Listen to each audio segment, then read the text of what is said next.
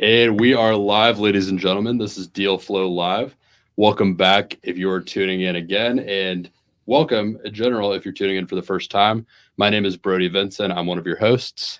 I'm Ryan Santo. I'm also one of your hosts. And today we have a special guest on, Spencer Elliott. Thank you so much for being here tonight. Thank you very much.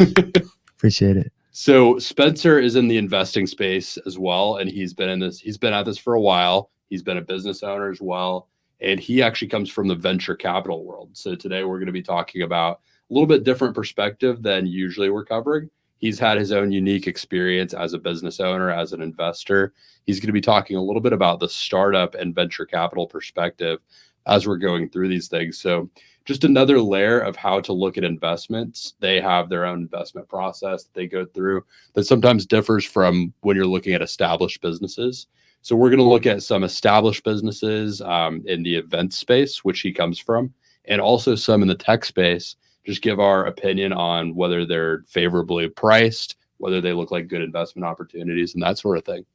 Spencer, would you mind just starting us out with a little bit of an introduction to how you got started in this and how you got here?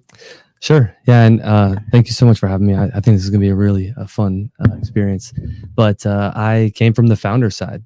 I've always been a serial entrepreneur from when I was a kid. Just, the age old story of, cutting lawns and building businesses from the ground up has always been exciting to me. My parents were entrepreneurs in their own right as well. And I kind of had a rich dad, poor dad. We'll save that story for another day, but I had that going on in my life with my stepfather and my real dad. So I found that out later on in life after reading that book. But, I just started doing entrepreneurship in college and worked for, startups as an intern and was joining, from back in the days of the OTA tech meetups that were downtown Orlando and just, really was passionate about it. But I didn't know that you could be an entrepreneur really. Like I thought that you still had to climb the corporate ladder. So even though I got the bug, I wanted to be an entrepreneur. I went and worked corporate for like 2 years and I was like, man, this sucks, and the whole time I'm coming up with ideas and going to all these meetups and I'm like, I just need to find a way to get into this. And so although I had been a part of a lot of startups, I wanted to take the leap and do it for myself.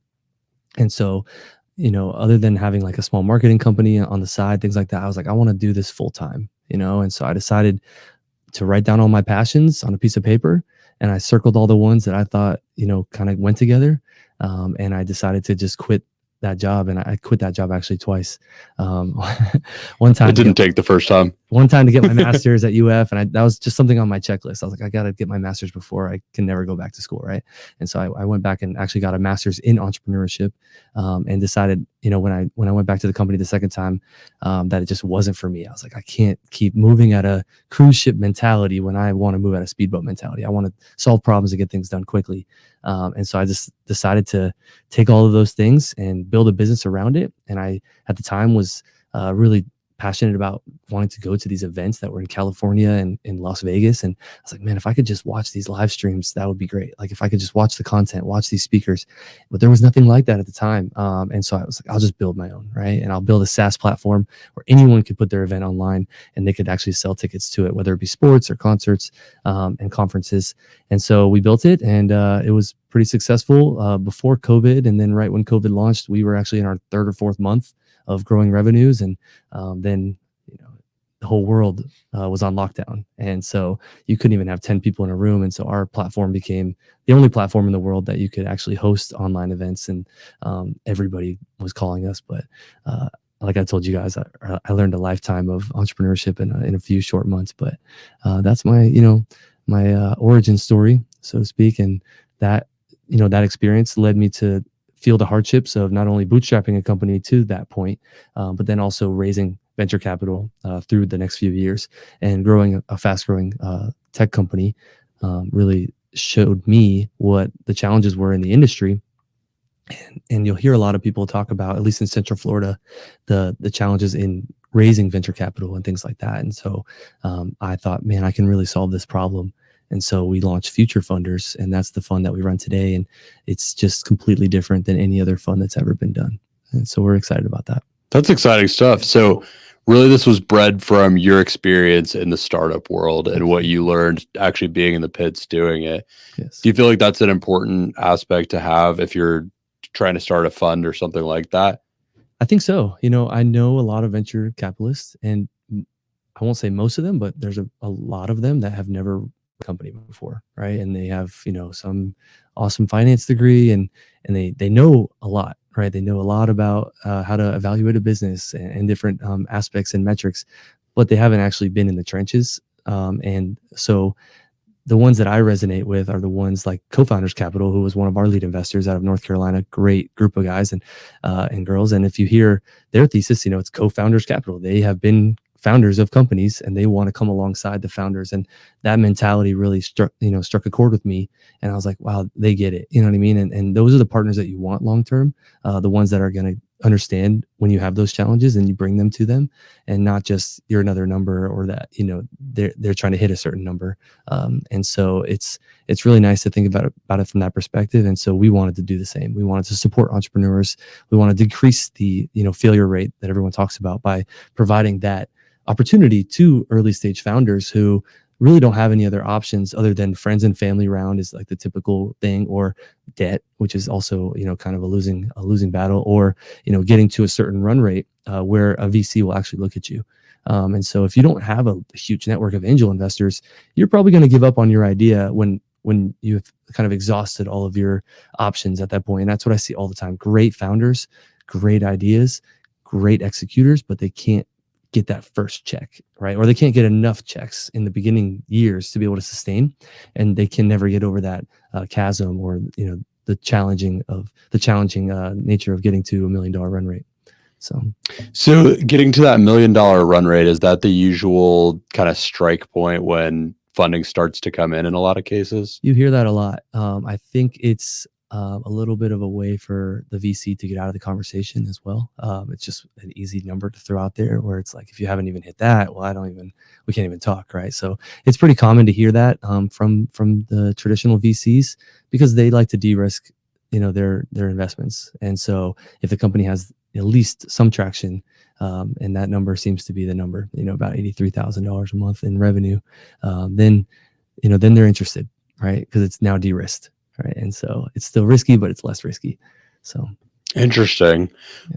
What would you say? Obviously, that's a very easy, hard number. And you mentioned sometimes they're just looking to get out of the conversation. So that suggests to me that's probably not the only thing that they're looking at. What are a few of the qualities that venture capitalists tend to look for in a company to show that it's a good investment? And the reason I ask that is because we're always looking to analyze companies on whether they are or are not a good investment, whether it be an established business or a startup. What are a few of the things that you feel like you've learned that are best to look at with those opportunities? Most will say it's the team, primary factor, right? If the entrepreneur is a serial entrepreneur, former exit, or has some type of proprietary experience or expertise, they might hold, some type of patent in the company, or with the technology, or they built some type of moat, subject matter expertise. So there's a lot of ways that the team can be that, main reason to invest in a company. If they've put together, a dream team from, all these top companies, and they're all now disgruntled, and they want to start something that's disruptive, that's a good sign, that they've kind of understood the problem. They've been in the industry. They have the wherewithal. They're adults, right? Is another thing. Sometimes that's a factor for VCs, because they don't want to necessarily invest in first-time founders and things like that, or folks that don't understand the marketplace, and folks that have been in the career for a while. It's a little bit easier for them to switch over into entrepreneurship, and so there's statistics around that as well. But I think the team is the number one factor that most VCs will say is important to them. But the next would be revenue, any type of traction. So it's not always revenue that's important. It's, if you have, a certain number of users used to be the metric, right? And that you can convert those users into some type of revenue or data, right? So it can be different types of traction, right? But you certainly want to see something, right? Do they have a pilot going with the university, but all of their clients are meant to be universities, right? That shows at least some product market fit. And so that's, I guess, the next thing is product market fit. Have they tested it enough and evaluated the marketplace enough to know exactly who they're going after? And are they going to be able to replicate that and scale that? And so that's important. Interesting. One thing that made me think of, because Ryan and I are always talking about all these different like mini rules that we have when we look at a company on Biz Buy Sell or whether it be any other listing site. One of them is it 5 to 10 years established? And to us, that shows, there's a little bit of a track record to speak of, some inherent knowledge that will be present in the company that we know can help with the continuity of it. And it reminded me of that when you said that track record, that industry experience.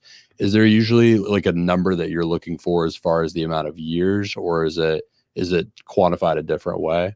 It depends on the thesis of your fund, right? If you're going for later stage investments, right, you want to come into a Series A or later, you're going to be looking for those types of, multiple years worth of growth, multiple years worth of traditional like revenue growth. But for early stage funds like mine, we don't have those metrics. Like they probably just started the company, like a few months back or maybe a year. And then they might be just raising their first dollars. And so it's actually almost impossible to look at the former, years of the company. And so if you're looking at the founder, it's best to see them at least, I would say 2 to 3 years in that particular problem, right? It doesn't necessarily mean that they're in some type of corporate experience or that they've been in another startup in that, but they have some type of unique pain point that they've identified where they have real world experience with that, and they can speak about that, and that they are uniquely advantaged to take advantage of that. Like they're positioned to take advantage of that in a unique way. So a lot of it is just about that positioning when it's early on. Absolutely. It's interesting because I would imagine you get to hear lots of very interesting ideas all the time. Yeah. And it sounds like a lot of it is you're looking at these difficult to quantify things. You're looking at positioning, a lot of things that could be considered subjective. Right. What is the trick to taking some of those? Because there's subjective elements in the businesses we look at a lot of times as well, even if they're established businesses. It's, and you can only gather so much from a listing, but you gather things from talking to the owner or the broker, whoever's representing it. But a lot of times there are these subjective elements that are really difficult to hone into and to make a judgment on. What's usually like your go-to rule of thumb for making a judgment on these more subjective elements where there's not a clear-cut rule for them? Right. There are things that we look at that the entrepreneur will say, right, that are tangible, right? So if they show us their pro formas and it's just way out of left field, right? It's like, okay, we're going to make $100 million in the first year, $300 million in the year. And it's like, all right, let's bring this back down, to real life. And so the entrepreneurs that have a real sense of what they're actually going to do, and it is truly conservative and their expenses match that, and they're showing losses potentially in the first year and even into the second year, they're understanding the growth model. Like they're understanding what it's going to take to actually build that business, and their expenses are aligned, right? Like you'll see one entrepreneur who never mentions insurance, never mentions benefits for their team, and you're starting to see like, okay, they don't understand what this is actually going to take to build this business, right? So that's the tangible side of it. You can kind of see the entrepreneurs that are going to truly be able to execute. And that's what it comes down to is, are you betting on a jockey that has a great idea, or a jockey that is actually going to execute and win the race? Right? Because we can all buy a horse, right? We can all hire some friend to go jump on the back of that horse, but are we going to win the Kentucky Derby? Probably not, right? It's going to take some type of, experience or advantage, and if we have the fastest horse, then that's probably a great thing.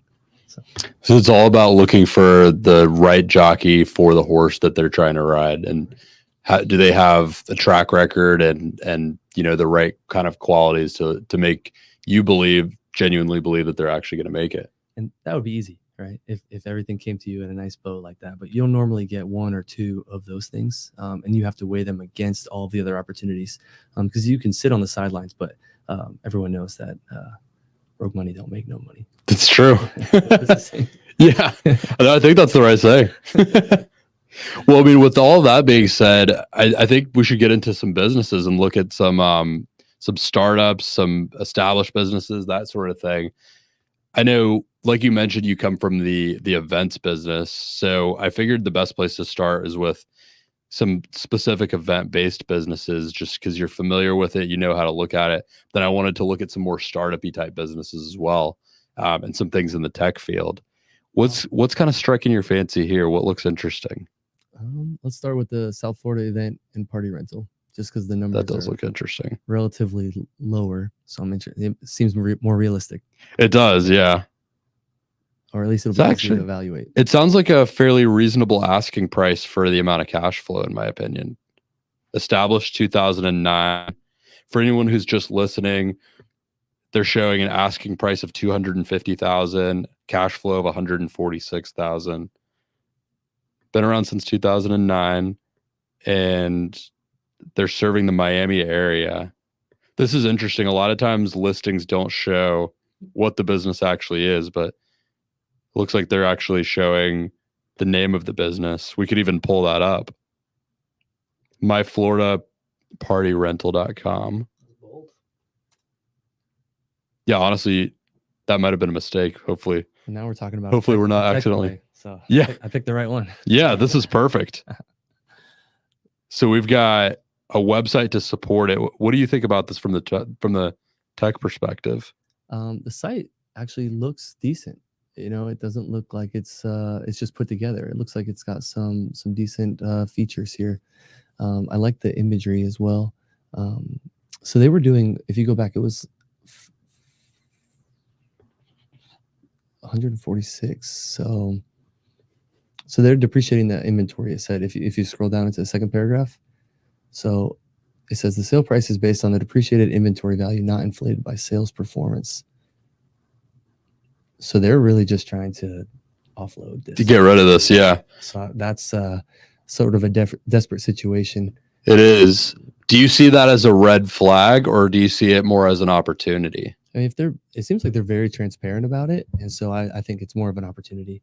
If I uncovered this, then it would be a red flag. Right. Then they're trying to pull the wool over your eyes a little bit. But I love entrepreneurs like this that are just very straightforward, and they're saying like, this is not working, and we need to move on, or we need to figure something out. And I don't know their situation, but this to me seems like an opportunity. And so digging into it, I'd want to know, is that truly the value of the inventory? Right. And then, obviously, what's the story? Like, why are you not able to continue with this business? But it says minimal competition. That's always funny.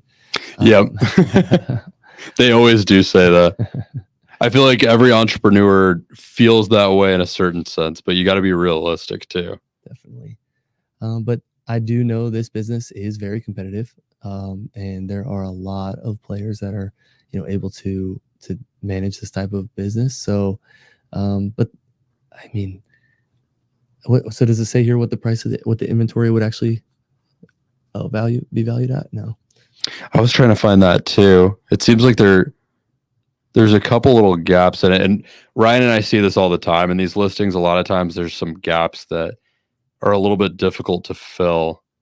And you have to kind of just make inferences and judgments unless you talk to someone. Could you give a description too for anyone listening? Because I'm a little lost on that too. When they say the sale price is based on the depreciated inventory value, are they basically saying that they haven't been doing sales for a while, or that they're just factoring that in? They've been depreciating it on their taxes. And so they've already factored in the amount of savings that they had. I so see. The value is now less than what it would be at market value. And so I think they're trying to say that it's going to be discounted. Interesting. Yeah. And one thing I wanted to key in on too as well is we were talking about the difference between an opportunity and a desperate situation, the transparency that you get. I think that's such a big thing to look for, is if, like what Spencer said about the fact that they're being forthcoming with something versus, it being something that you uncover later in the process.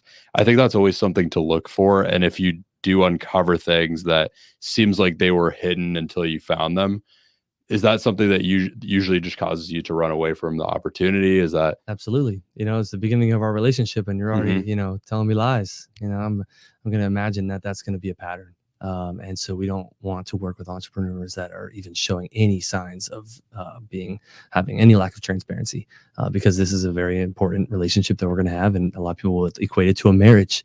And so you want to make sure you're getting in bed with the right folks. And so it's very important to not only understand the numbers, but understand the person that's behind that. And are they really going to be that person that you can trust and that will deliver and that you can call in the middle of the night or you can call when you need help? And so that's important. It's very important.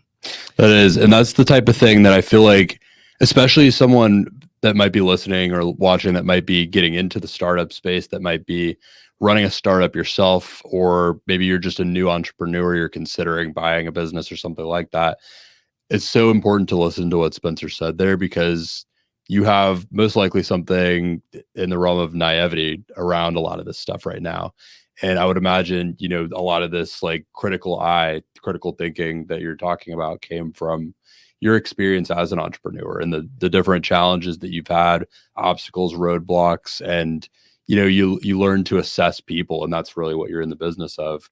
I think it's so important to develop that. I love this topic so much. And if I could just give some advice to anyone Please. who's out there to raise money, because I've been there, like you said, and I used to think that I had to paint the best picture, right, for that angel investor or that person that wanted to write a check. But then I started to pitch my family, right? Or I started to pitch my friends. And I realized that I'm not going to sugarcoat things for them because I don't want them to make an investment that's not good for them, right? And so I'd tell them the truth, right? And not that I wasn't telling the truth before, but it's a truth that's a little bit more, what's the word? Candy coated. Exactly. Yeah. And as entrepreneurs, we always have to balance how optimistic we are too, with like the reality of the situation. Yes, exactly.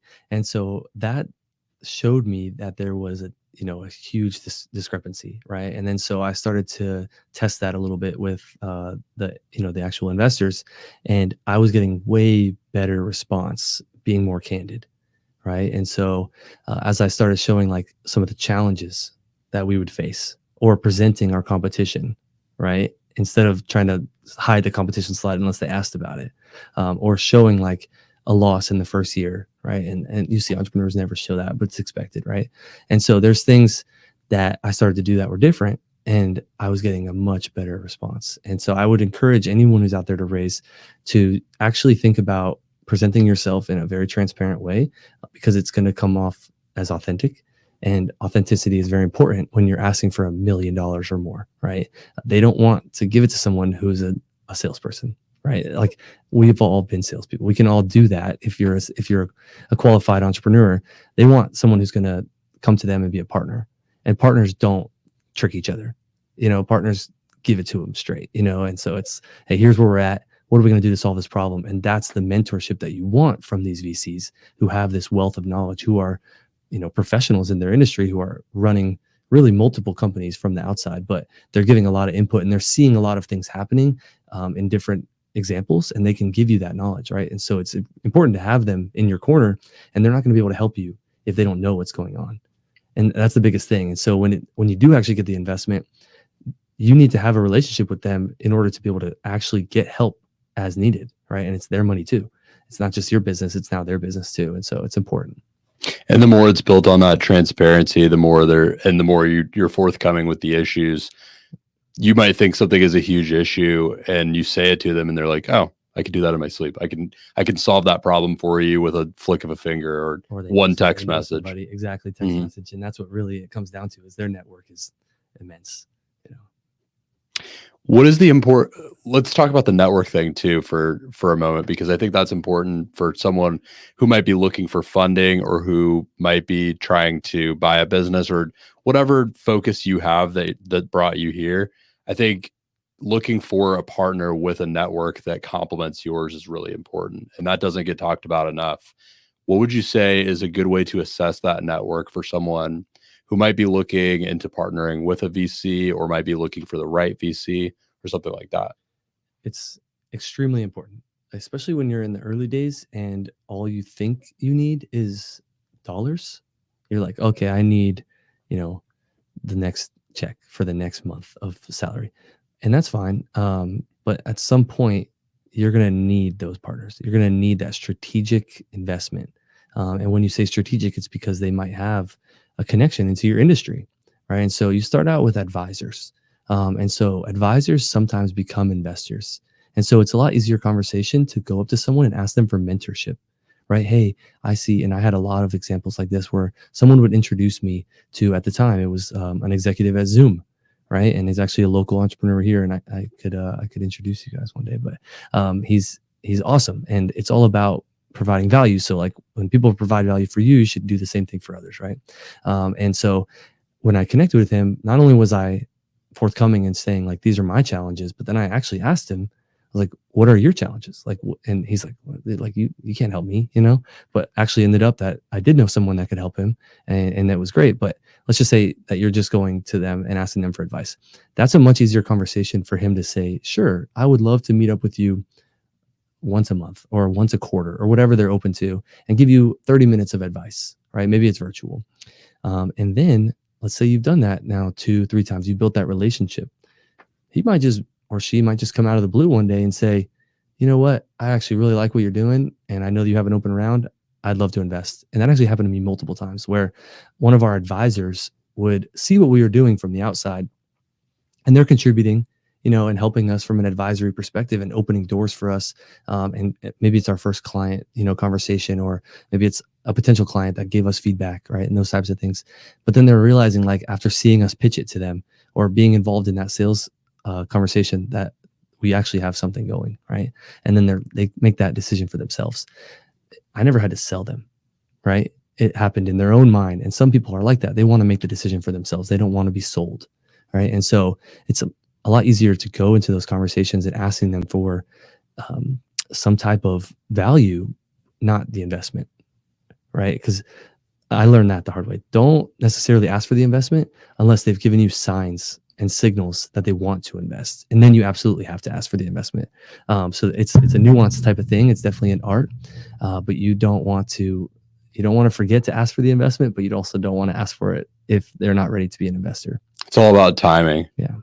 I love this concept too. I read a book on this recently. Have you ever heard of Oren Klaff? Are you familiar with his stuff? I don't think so. He's really well known in like the deal making space for being like just a master at pitching and a master at just closing really big deals for funding and things like that. Really, really great couple of books he's written. One of them that I read recently was Flip the Script. And it's all about this concept of like kind of presenting it in a way where you're not being like a pushy salesman, but you're just kind of putting the ball into their court for them to be interested. And I love that concept. Like if this was a concept that rung true for you, as Spencer was talking about it, really great book on it to look into. But I think that's so smart because, you might be just getting advice and talking about things. And as they hear it, they might just be like thinking in their mind, why am I not involved in this? Like, how do I get in on this? Like, and then it's a much easier, smoother conversation. It's our natural inclination to say no, right? Especially as a VC or as someone that's being sold. And you guys might agree with this. If someone's trying to sell you something, your first thought is, how do I say no? Right? I don't want to spend money. I don't want to pull money out of my pocket. Or how do I come up with an excuse to get out of the conversation? Exactly. And if that's not where you start the conversation and you start it more as a level set, right? Like, hey, I just want to be your friend, right? There's no guard, right? They're just, okay, cool. Like, let's be friends, right? And maybe you don't even bring up your business, right? For the first half of the call or first half of the conversation. Hey, what part of town do you live in? Talk about their kids, and that can be a way to build rapport. That way, when you come back around, now they're not as inclined to just tell you no, right? Because they're going to feel some type of guilt for just being like standoffish with you when now you're friends, right? So I actually have a rule, like a lot of time, if I really truly value this potential relationship with someone, I won't even try at all in the first conversation to speak about anything that I need. Like in general, like anything that I need from them, because we all know that's why you're going to these conversations. Like there's a goal in mind, right? And they have something that you potentially want. But if you can stand off it's the same thing with dating, by the way. If anyone out there is single, you could probably take some advice on that too. You don't want to just go and be like, hey, let's hook up on the first date. It's not going to work, right? It's not going to work. So think about that in business too, right? You need to kind of slow play things a little bit, and people are going to be much more accepting of that. So I love that. Yeah. So slow play things, build the relationship, build the rapport, let them kind of come to you, kind of create that, like take the mindset of attract, don't ask, right? That kind of thing. And they'll become your advocate, which is the best part. And now you're getting exponentially more benefit from that relationship, right? Where if you're just asking, they're more reluctant to now help you. But if you never really ask them for anything, and then they want to become a supporter for you and they want to provide referrals for you, and you've never asked them for anything ever. So then maybe when you do ask them for something, it's more meaningful, right? And so down the road, now I would maybe, if I'm in a pinch, ask for an investment, and they're like, wow, he's never asked me for one thing ever. I definitely want to invest in this guy. And maybe he's provided value to me in the meantime. Maybe he's brought me connections, introduced me to people, that sort of thing. Exactly. I think that's really smart. With that being said, let's look at some tech businesses. I know this is your space. Let's do it. Aside from the event business, you were in event tech. So that's right. We've got SaaS, blog, Shopify, AdSense, Amazon, YouTube. Let's look at SaaS for a minute, because I know you built a SaaS platform. I think you'll have a unique perspective on this. And this is not an industry we look into that often, because they tend to be more of the startup space. But sure, let's see if we can find one that's a little bit on the newer side. Maybe we've even got a filter we can use here. Let me know if there's any that jump out to you or that you'd like to look at. Sure. Even if it's just for selfish reasons. A lot of times we just look at businesses where we're like, you know what, we're actually interested in that one. We might be contacting them after the show. That's awesome. Age, let's go young. Let's go with, there you go. Yeah. Let's go with let's do a year. A year. Yeah. Okay. We'll go back up to the top here. All less than a year. So we've got, it helps Amazon sellers find profitable products to sell. It's website exchange. This is website design services. Add payments on Google Forms. That's kind of interesting. But that's, it's a plugin, right, into another platform. And so I immediately think it's going to be pushed to obsolescence, right? If they don't have their own way to monetize beyond Google's platform, then I've actually had businesses that were reliant on Google and I've had to shut them down. And so I've learned the hard way with that. And it was a Google Business Listings business, and they wouldn't update this small little bug that was preventing us from adding the pictures for Google Business Listings tours. And we were using 360 video to do these virtual tours and everything for real estate agents and retail stores and everything. And for 6 months, my whole team, we were at a standstill. We couldn't do anything. We were still selling. We're telling the customers we're going to fulfill what should have been 6 days, became 6 weeks, became 6 months. And so I had to shut down the whole business because I couldn't fulfill these customers' contracts. And I learned never to be reliant on an Amazon or a Microsoft or any other huge companies. And it can definitely work for you.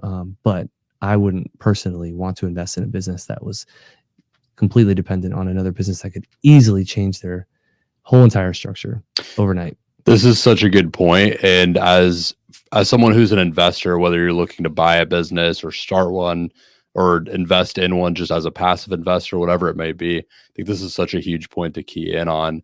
My usual rule, like in the world of business brokerage, which I do some business brokerage, we tend to say, like, we look for 15% or more revenue from one customer as kind of a marker that, like, you have some room for improvement.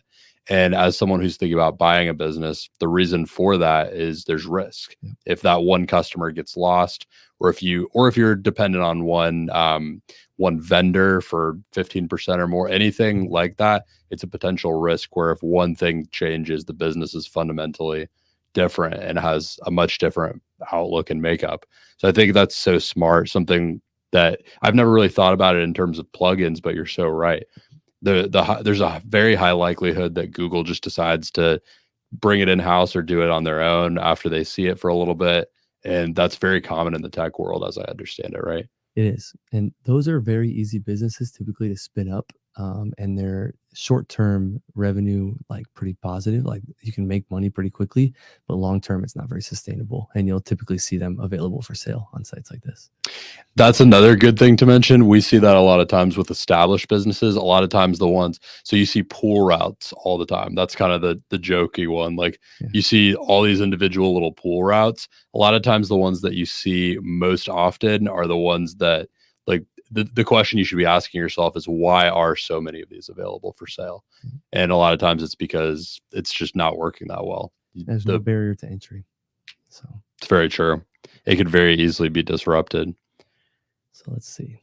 We've got this just says e-commerce. Interesting, a religion and spirituality chatbot, but they're only asking $399. Let's do one of these two right here. The These two? unusual Tesla was kind of funny. I don't know if you read the description, but they're a reseller for Teslas. That is interesting. So it's basically a listing site for reselling Teslas.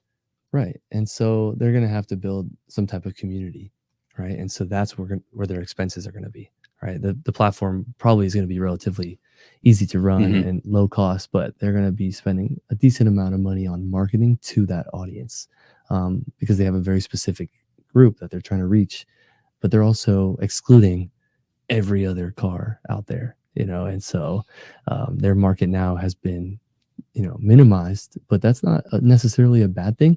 To my point earlier, if you found your repeatable, scalable model, great, right? That's actually preferred. And so this could be a good one. But is there ways to see more information? A lot of times let's see if I can just sign in with Google.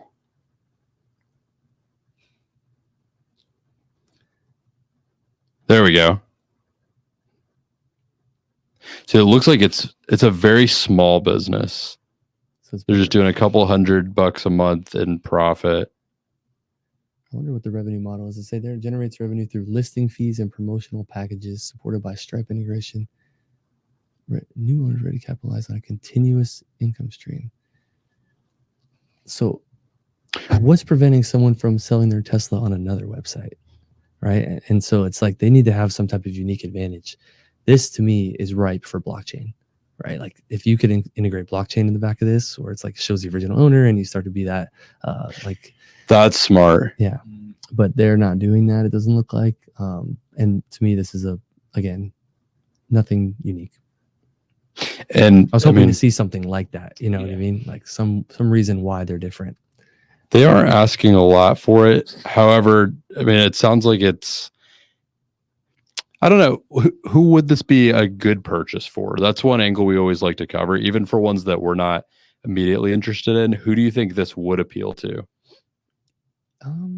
A Tesla enthusiast, right? That is very passionate about Teslas and wants to, just look at Teslas all day.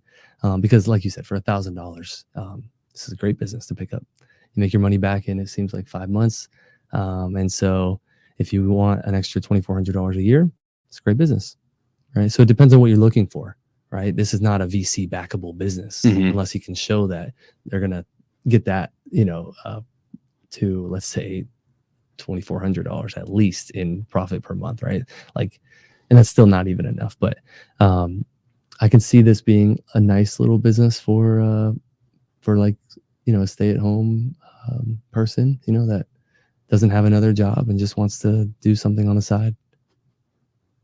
I like it as something for maybe a Tesla employee. Sure. Even just someone that wants something on the side and is like an employee at Tesla or something like that. I feel like there could be like some unique benefit that they get, maybe like off-market deals or something like that.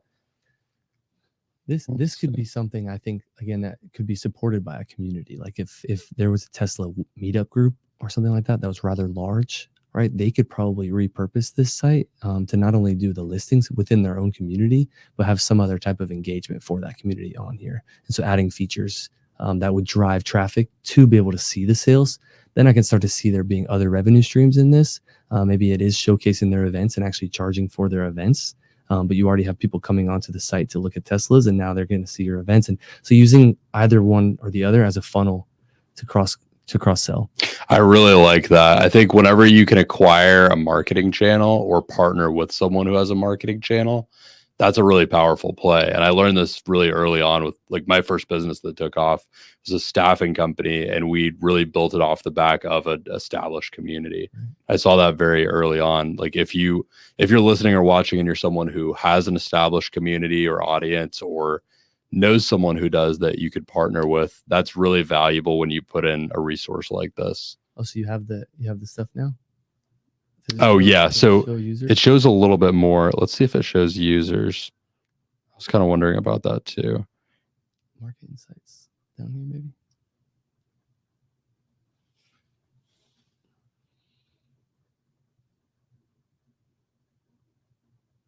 Looks like these are just comparable sales. Other companies, yeah. So not really a ton of information to go off of as far as users. I'm Okay. surprised it doesn't show that either, Yeah, but I it was shows interested in that. what the expenses are. Let's see if we can find a little bit pricier business. Yeah, that's what I was just thinking in my head. I'm like, I love how people go through so much effort to sell $1,000 business. I know. Like, how much time did he spend on just the flip a page, probably, and like providing these data points? And it's like, you could probably have made $1,000 doing something else, like Or growing the business a little bit more. Let's see if we're still on the right. Yeah, we're at 1 year. Let's keep looking through. This was another one that's asking for 10,000. Let's see if we can filter the price for a little bit So more. go to this or go to this AI. Go down a little bit. This one? No, the next one down. This 8-month-old audio enhancer AI startup.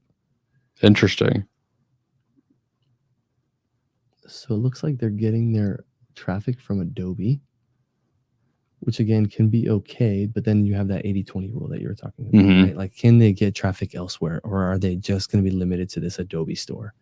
So we don't have to look at this one necessarily, but it's that kind of thing that stands out, right? And it's like, oh, that's going to be a huge problem for them to scale. And that's a finite audience, and maybe it's big enough to support them for a couple of years, but what are you going to do? How are you going to grow past that? And so that's what I would want to ask them, and see what their plan is.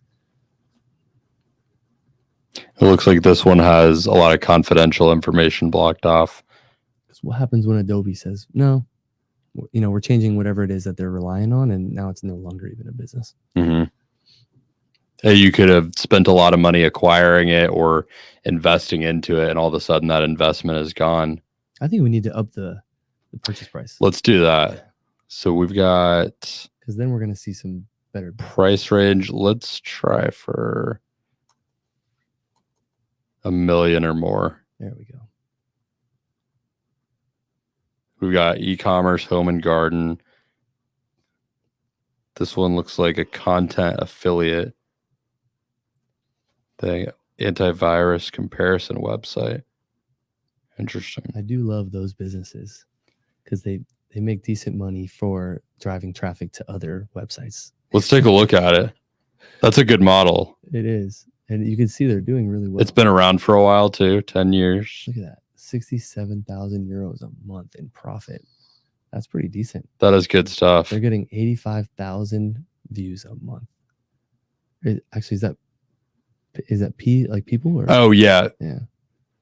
Yeah, I guess page views a month or people a month. I thought it would be like PV, but still, yeah. Their margins are huge. 37% is great. I mean, it's selling at a 3.7x profit multiple, that's actually really reasonable in the SaaS space, from what I know. What kind of how do multiples change in the SaaS space from your experience? It is less frothy now than it has been over the last decade. Multiples are going down, but it is industry specific, and so it depends on really just that, like which industry it is. For something like this, do you feel like that's in line with what the expectation would typically be? I actually cheat a little bit, and I would actually look up on Google what is the typical variable for that and see if it is in line. So I don't know this one offhand. But it is pretty industry specific. Oh, this is leaving antivirus alone, but looking at comparison websites and seeing what they trade for. But then you have to use your own discretion, and everyone wants a better deal. So I would actually probably discount that a little bit because you'll see companies that trade at higher multiples just because it's crazy what people buy. Yeah, it really just comes down to how much does the person willing to buy it want it, and how much are they willing to pay to make sure that they're the one that gets it. But I mean, if you do the math, right, this is going to be about, not quite $1 million in profit a year. So you're looking at 4 years, to even just get your money back. Mm-hmm. Right. And so if you take that profit multiple, it's similar. Right. So that's one way to think about it, right? How many years it's going to take you to get back, and then what kind of timeline and horizon are you expecting to get your money back in? Now, if you're paying 12, it's like it's going to take a while to get my money back, and so I don't know. It depends on your appetite. And I would say another thing to consider is what kind of resources do you have to play into this? Do you have something that like you can take one look at this and know you're going to be able to make it blow up overnight? Yeah. That could be a factor, but how much does something like that usually play into what kind of deal you'll give and how much flexibility you think is appropriate? 100%. Leaving the VC stuff aside, but any other investments that I'm a part of, I look for those resources that I have, right? What's my unique, proposition to bring this to the next level? Like, who do I know that could really change this? Or is this a business that can just stay exactly the way it is without that entrepreneur, right? So let's say that they do, let's say we purchase this, right? Are they the driver? Like, are they spending 200 hours, a week on this business? And if they were removed, is this business still going to do 67,000? So that's what I would look at. I'd want to know, is this a turnkey business and it's hands off, or do I now need to be that person? And am I going to be required to put in those hours? Because then it's not worth it, right? It's not, unless I have someone else that I can put in that might be equal or better. I think that's a really good point. You want to look for, like, it's almost counterintuitive because a lot of entrepreneurs like to really show how much they're working and show how important they are to their company and feel important. And a lot of us like to work a lot. Some of us are workaholics sometimes, but that's the worst thing you could be when it comes to selling your business. The more dependent it is on you, the more that whoever's going to buy it knows that they're going to have to step up and put in a lot of work. It's so hard to remove yourself from the equation. I tried to do that for years. And even when you go to the bank, right, and you're like, okay, the business has been running for multiple years. It's a corporation. There's a board. It's got all of these other pieces of collateral that should be able to hold the liability. They're going to say, nope, you're still the person that's the personal guarantee.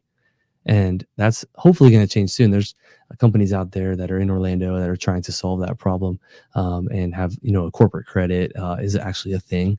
And you can work on your corporate credit and try to get that going. But it is an issue, and for startups and for early stage founders. And so it's hard because as you're growing from zero to anything, you have to really be the first person in every role before you bring someone else in. So you have to fill that gap until you have someone else that can help you with that.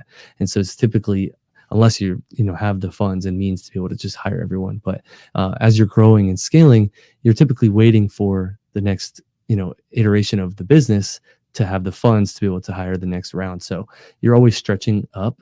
And so even though you think, okay, I'm out of this one role, you've now jumped into a whole new role. Right. And then same thing when you get, and so it's always happening to you where it's like, oh man, I'm so freed up, man. I'm not doing like the executive sales anymore, and that's great. I have a salesperson.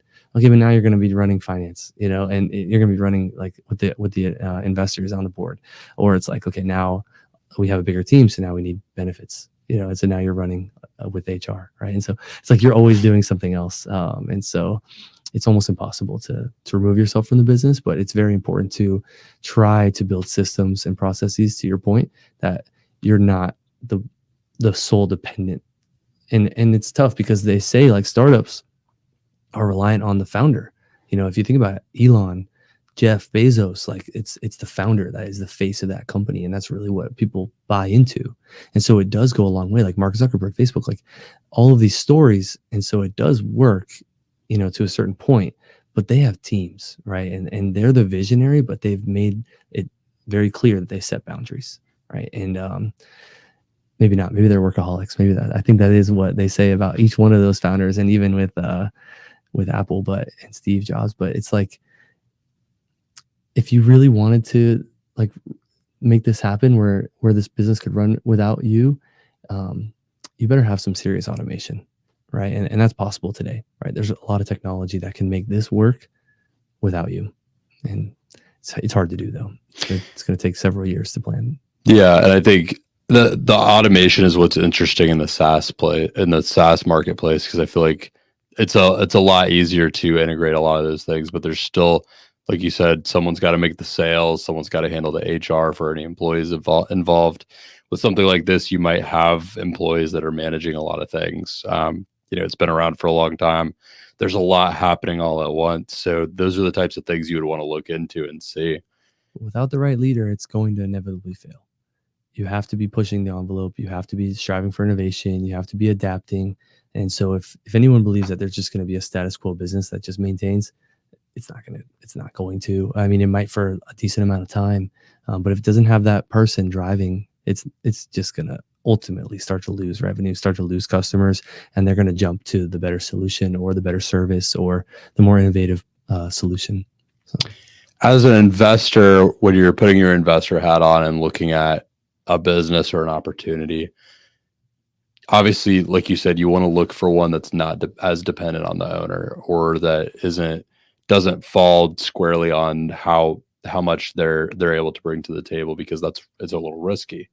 At the same time, you do want to bet on them in a certain sense, especially in your field. How do you spot the difference between, it being completely dependent on them and them just being a good leader that's built a good culture? Right. That's a great question. You want to really dive into how they're acquiring customers. That's the first thing that comes to mind. Like, are they really good at the funnel, and they're able to really like convert just based on the product market fit? Like, are they really solving a problem, or is this entrepreneur just so persistent and tenacious that they're able to do that without the proper mechanism, right? And you'll see people that are just magnetic, right? And they're able to get sales, and the team is following, and then the team's able to get sales, and it's very from the outside successful. But if you were to take that person out of the equation, and so when you're looking at it that way, and you're like, well, what do they have that's actually supporting this machine, right? Like, and if you don't see anything there, it's probably the latter, right? And you want to look for the former. Like, have they dialed it into a point where even if they all went away and you replaced it with similar counterparts, that machine would still run, right? And so that's what you want to find. You want to find where it's completely separated from the team, and the team is important because they built it and they understand it, and they they're going to continue to evolve it. So I'm not saying discredit the team, but you want to see that the team has built something that's standalone. It doesn't require their specific input from like a persona perspective. Like, if someone else came in that wasn't as magnetic and didn't have that quality that just drove the sales, and just was someone that had experience that made sense, they could still keep it running to a similar degree. And you'll see that mostly with businesses like this, right? SaaS businesses are a little bit different, but with businesses that are on Flippa, and they're like, let's say it's a roofing business or a tree cutting business, or, some type of pool cleaning business, a lot of the time that's very dependent on that one person having the work ethic and the drive and the relationships and just the ability to connect with people and easily close a sale. And you probably know people like this, right? They can, walk into a room and walk out with 3 new pool contracts, right? And it's like, they didn't even try, right? They were just walking around, and they were at a wedding, and now the groom's dad is his best friend, and then they're hanging out tomorrow, right? And those people are great at growing businesses, right? And they know how to get sales, and they know how to attract a team. You take him out, and that pool business is now going to fail, right? Because that team, let's say they got into a car accident or something like that, unfortunately get hit by a bus, they say, that team's not going to be able to replicate that, especially overnight, right? And so that's going to start to dwindle, and the sales are going to start to go down. So, but if that pool company had a marketing budget, and they were consistently spending on this one billboard, and this one billboard got them 5 new leads a day, right? And those leads, they converted 1 a day, right? And then they had a great process where they would follow up with the person, and then they would come to the house, and they would do it, and that works. You could put anyone into that model, right? And it's going to work, right? And so that's the difference, right? You can't replicate sending a guy to a random wedding and him coming back with 3 deals. Like, that's not something you can replicate. So you need to find that systematic approach. It's a great way of putting it. And I think, a lot of the businesses that Ryan and I look at, to your point, like these kind of older businesses, are just like that. They don't really have that customer acquisition mechanism. And it's so difficult because in one sense, we see that, and we see a little bit of an opportunity to plug in something that might be proven for another similar business we're already working with. But at the same time, there has to be a team to support that. There has to be a team that's adaptable and able to pick up new tactics and new methods and things like that. And there have to be, Another thing we look at is like, is there organic word of mouth that's coming from, you know, that's more passive than active, where they're not just going to a wedding and generating activities, but maybe there are a network of people that have been working with the business and the teams of the business for a long time that just like referring business because of something. Right. Yep, exactly. But you're right, that could be a great opportunity. A business like that is valued the right way, like, you know, you can get it for a good price, could be ripe for automation, could be ripe for fixing the funnel. And now you have a huge business, right? With a little bit of investment into the process. So you're right. So this business, as a kind of a ending note, what would you say is the type of buyer that this would be really valuable for? Someone that might make sense to look into something like this. This needs to be a sophisticated group. It seems like this is a very well orchestrated platform. They've, I'm sure, got a lot going on with their vendor relationships, and so, you know, because if you're comparing multiple sites, you've got to have your affiliate program nailed down. Like, you've got to have it to where, you know, you're communicating with all of them, and so it looks like it's in multiple languages. Is that what it says? Probably 15 languages. Yeah. And so they're, you know, this is a very well thought out, and it's 10 years old. And so it's got good brand equity. And so I think whoever takes this over is probably already in the space. And they've already got a similar business. And so they're going to add this to their portfolio and run it from that perspective. I don't think this is for a first time founder. I don't think this is for that stay-at-home person. This is definitely something that, you know, look at the price point too. I mean, it's going to take significant investment. So you're going to need to have at least deep enough pockets to wait for at least 5 years, you know, to see anything happen. So for that reason, I think you're probably a PE firm. That's a good point. Yeah. As a parting note, one thing I'd love to hear from you, just as a last note here, is what is your perspective on growing your business through M&A activity versus just trying to continue growing the way you've been growing? How do you think about that? You know, that's a great question, and there's different times for that. Like, there's different companies that do better with that. And I'm thinking of some of my clients right now, as well as some of the friends that I have that are growing their business that way. And I think it helps them not only with having more customers faster, right, is one thing, but also technology, right? So technology takes forever to build. It's very expensive. And so if you can find someone who's already built it, it's so much easier to just take that and run with it, because then you're not dealing with the customers asking you for these features as you're trying to sell them. But on the other side of that coin, you need to make sure that you have the team to be able to integrate that software or that acquisition properly, because that can actually be very, very difficult. And I've been a part of that several times when we've acquired companies, and it's a culture shock for both sides, because they're used to doing, especially if the teams are large, they're used to doing things one way, the other team's used to doing things another way, and they don't always mesh well. And so you'll see a lot of churn. You'll see a lot of issues with technology from that perspective, because you might have two counterparts that are now competing for their vision for the future of the product. And so ultimately, you're probably going to have to remove one of those people. And so now you've got people that are frustrated and disgruntled because you just fired their friend. And so it becomes challenging for sure. But it can be clean in the very early days. I'm thinking of one specific startup right now where they're not huge yet. So the team is more amenable and adaptable to change. But also the acquisitions are smaller too. So they're typically just grabbing the technology and not bringing the team along. And so I think that's a huge point of differentiation. But it can definitely accelerate things. You just have to be ready for that acceleration. You have to be the right entrepreneur that's ready for that amount of chaos. And you have to have a big picture view, right? If you're too in the weeds, you're going to spend all your time spinning your wheels in that integration, when you honestly should just almost like let that happen the way it is while you're already on to the next deal, right? You're already maybe acquiring another company. And so even though they've never figured this out, you're adding a whole nother layer. And then by the time that they're trying to figure all that out, you're adding a whole nother layer. And you have to be moving so quickly at that pace that you're constantly disruptive. And so you'll never really settle, right? And so that's the model, right? Is that you're just moving so quickly that it doesn't really matter to fix everything, right? It's just, you're consistently just breaking it, fixing it, breaking it, fixing it, breaking it, fixing it. But if you just tried to like do it one time, you're gonna get bogged down, right? And then if you really focus on it, I've seen entrepreneurs get stuck there and never really come out of that, and that can be a huge problem.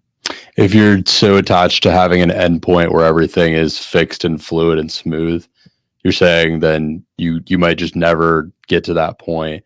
You might always feel like you're not ready for the next one. Yep. Interesting. You almost have to be comfortable with being uncomfortable and like not having like an analysis by paralysis, because that's not the right term, but just being like so concerned about, okay, making this like completely like perfectly transitioned. It's not going to happen. Right. So you have to get it to like 60% of the way there, and then that's good enough.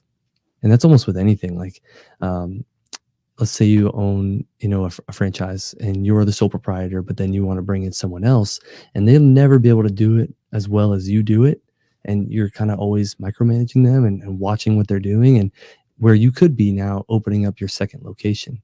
And so maybe they're 80% of the way there. That's fine, because you don't need them to be 100% of the way there. You need to move out and go do something else. You need to grow your business in another way and then get that one to 80%. And now you have two, so you're at 160%, right? So that's better than being 100%, of your own business, right? You ever heard of Dan Martell? I need to like hang out with you more. You're reminding me of like something from one of his books. I think you would like his content and his books a lot because you're in the SaaS space a little bit. You've been in it. That's the world he's in, and he's in like the private equity space now, and I think works with a few different companies, but mostly SaaS. And he wrote a book, and in the book he talks about delegating to teams. And he talks just about that. His quote that he says is 80% of something is 100% awesome. Like that's the thing he always goes back to, because like you said, no one's ever going to have it exactly how you want it. But if you get to that 160%, going to the next one, that's 60% better than you were at before. Yeah. And I was reading something recently where now companies are looking for folks that are not necessarily experts in one category, but they're 80% good at 5 things. Generalists. Right? Yeah. They're more generalists, right? Instead of specialists, because, okay, that's great. They can accomplish this, perfectly, but they can't, socialize, or they can't solve problems, or they can't like think outside the box, and they're now looking for folks that can fit into the business in a way that is across the spectrum, not just in one category, where more traditionally you want to find the best developer, right? And that's going to be exactly who you hire. Now it's like, okay, I want to find a good developer, but maybe they're able to adapt, and they can jump into a new language at any given time, or they understand a little bit more about AWS as well as cybersecurity, and or they just have a good network of specialist developers and they can tap into them when they're resourceful, right? And that's very important. I love that point. Anything else you would give as just like from the mind of an investor, any important rules that you have, notes that you have, ways that you look at the world? To an investor, or from an investor to? From the mind of an investor, like the way that you think, for someone who might be listening that's thinking about buying a business, because a lot of the people that we have that tune in are people who are either thinking about buying a business or are a current business owner. Right. One thing I see a lot of entrepreneurs make a mistake with is chasing the dollar signs. And so they're like, oh, I could start this dumpster business because I saw it on Instagram and it's making decent money. But then when you start to ask them like, okay, well, do you like driving a truck? And they're like, no, I like to have fast cars, and I like to go on my bicycle. Well, you should expect to drive a truck because you're going to have to go pick up the dumpster and you have to drop it off. And do you like to be on call? And you start to like talk through the lifestyle of someone who's going to own that business. And then they realize pretty quickly, like, I would hate that. Right? That's not me, right? I don't like to be on call. I like to be able to work my own schedule. Okay, well then that's not a business for you, right? And so I think what I'm trying to say is think backwards. And so I've done this several times in my life, and it's worked wonders for me. Is I've started with my passions, and so I've not known where I was going to end up, right? But I start with, I like events. I wish I could go to events for free and have some type of ownership of that event or make money from that event, but not actually have to work during the event. I remember kind of like thinking about it like that. And so I was like, how did I end up with the idea for I was like, if I had the platform, I would be able to go to the events because they're, I'm connected with the owners, but I'm not actually working during the event because I've already sold the tickets. Right. And so it's like, I would probably have like a decent seat in my mind. Right. That's kind of what happened. Right. I was able to go to all these amazing experiences, but I was never working during the event. And so that's why I built that business, literally, because it was something that I wanted to do for myself. It was like how I wanted to live. It was my lifestyle that I wanted. Right. And I encourage everyone to do that because you will be able to make money if you love what you do. Right. And everyone has probably told you that. Right. You'll never work a day in your life if you love what you do. And that's so true. And so I just encourage anyone not to look at how you're going to make money from something until you actually know what that like lane is that you want to be in, because you can make money anywhere. You can make money racing cars, go to, become a driver, right? Or maybe you don't want to be a driver. Okay. Maybe you need to be in the pit crew, or maybe you need to be in the marketing, or maybe you need to work at the venue, or maybe, there's so many different avenues for how you could be involved in the car industry. Right. But not knowing what you ultimately want for your lifestyle, you're not going to understand that. So you want to be in cars, right? But I don't want to be a driver. It's too risky, right? Okay, now you back away from that. I don't want to be. I don't know that much about cars. I'm not really a mechanic. Okay, but you love the branding. Okay, I need to be a branding person. I need to sell sponsorships for the cars.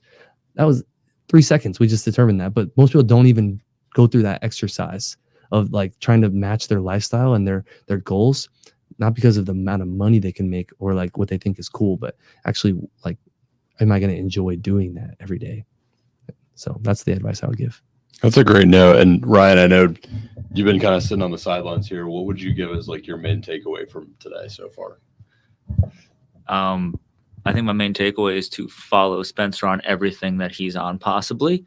Talk about just a knowledge bomb that just got dropped here, because he understands both spaces very well. He understands, physical business, of course, and SaaS, but looking at it from the perspective of, how do you evaluate, how do you look at this thing, to, wrapping it up with if you're starting a company or if you're looking to buy a company, that is the way that you should, backwards find yourself into these businesses. I mean, we talk about them, but I think anyone should do that, whether you're buying or starting. I think that's a great piece of advice.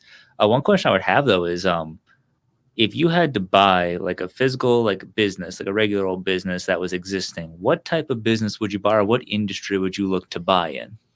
Well, I am actually currently doing that. And so if you're in the Orlando area, stop by a Foxtail Coffee.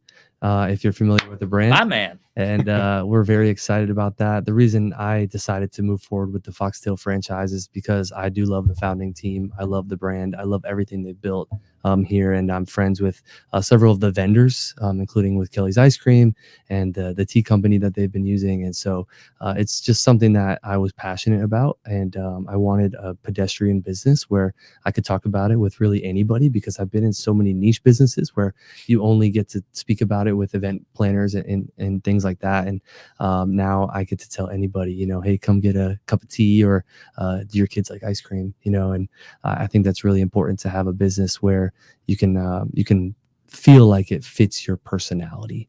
And so for me, that was one where I felt like I could get behind it. Right. And that's why I'm excited about it. And the amount of opportunity there is with not only the morning commuter traffic that is all about coffee, but then the suburbs and the nighttime families, looking for ice cream. I think it's a winner. So that's awesome. So it's a combo of the two. That's right. Yeah. That's really cool. The Kelly's Ice Cream and Foxtail Coffee franchise. So it's pretty exciting. Nice. So look for one coming near you soon. Yes. This is one that you're building out, or? So they have existing locations here in Orlando, and they've got a ton of corporate stores, but I am now expanding that into the West Orlando territory. So if you know of State Road 429, really most of our locations will be from Apopka down to Disney. We have our first location actually opening in South downtown Orlando off of Orange Ave and Sand Lake Road, called Sand Lake Station. And that one will open in January of 2025. It's near the airport. That's awesome. And another one is in the running for, or not in the running, in development for Metro West. So in Raleigh Street. That's awesome. Nice. Congrats on all that. Yeah, thank you so Great, much. big news, yeah. Appreciate it. I'm excited. You heard it here first, folks. Get a coffee and some ice cream. Yeah. Hit me up. I'll send you a coupon. Well, awesome. Any other parting notes, Spencer? This has been really a wonderful conversation. I did think of something, and I just, if I can add that, I see a lot of entrepreneurs, again, with that paralysis by analysis, think too far into the future.